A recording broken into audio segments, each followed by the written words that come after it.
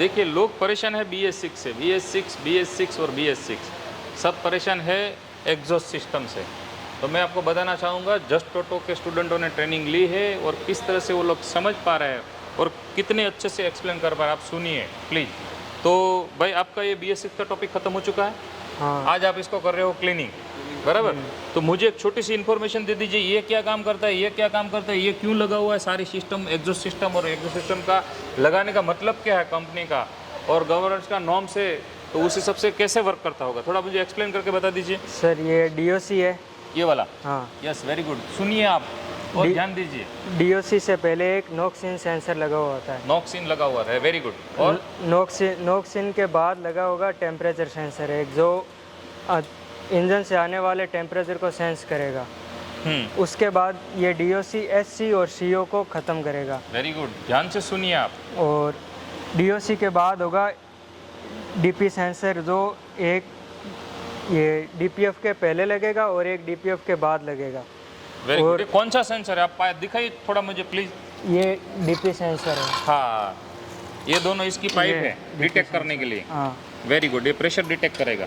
हाँ, very good. और ये डीजल का वो फ्यूल का नहीं जला हुआ अनबन कचरा होता है ना, वो ये कलेक्ट करता है, जिससे रीजनरेशन के टाइम ये कचरा ब्लॉक हो जाता है ना, ये इसलिए रीजनरेशन के टाइम ये जलाकर बाहर फेंक देता है। मतलब इसका कहने का मतलब ये है कि जो आपका DPF फिल्टर है उसके अंदर अनबन जला हुआ फ्यूल जमा हो जाएगा तो प्रेशर में ज़्यादा डिफरेंस आएगा, तो DP सेंसर इन्फॉर्म कर देगा ECU को, तो ECU क्या करेगा, रीजनरेशन का लाइट शो कर देगा और रीजनरेशन करने के बाद एक साफ हो जाएगा।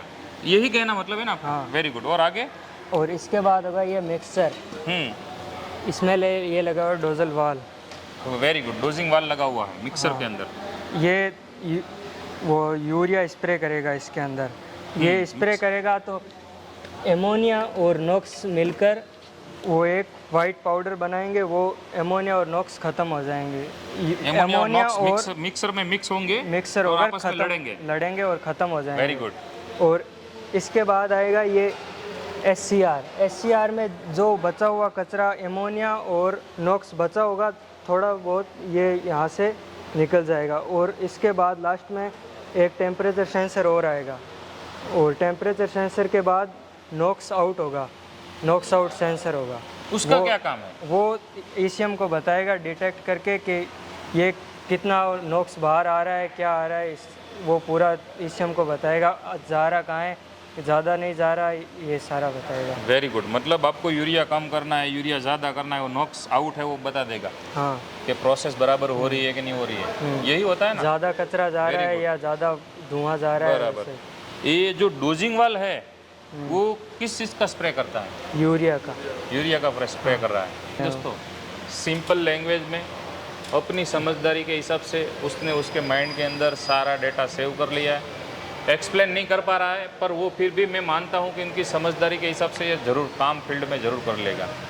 तो ऐसा आपको अपडेट होना है तो आप इमीडिएटली आपकी सीट बुक करवाइए और जस्ट ऑटो आइए।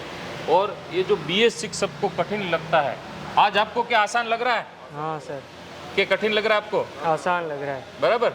बाकी तो क्या, ग्रेफाइट की पैकिंग देखनी अच्छे से, और ये आपका जो कैटालिक है वो डैमेज है कि नहीं, बाकी तो आई डायग्नोसिस में क्या देखना है? पैकिंग तो हर बार चेंज करनी पड़ेगी। पैकिंग हर बार चेंज करना, वेरी गुड। क्योंकि साइलेंसर लीकेज नहीं होना चाहिए। हाँ। अगर लीकेज होगा तो अच्छी प्रोसेस नहीं होगी, अच्छा टेम्परेचर क्रिएट नहीं होगा अंदर, रीजनरेशन नहीं लगेगा। रीजनरेशन नहीं। Very good. तो आपको अपडेट होना है तो इमीडिएटली आप सीट बुक करवाइए और आइए जस्ट ऑटो। इतना ट्रेनिंग आसान, इतना BS6 आसान जस्ट ऑटो कर देगा आपको कि आप खेलते खेलते ये सब काम कर पाओगे। Okay, thank you.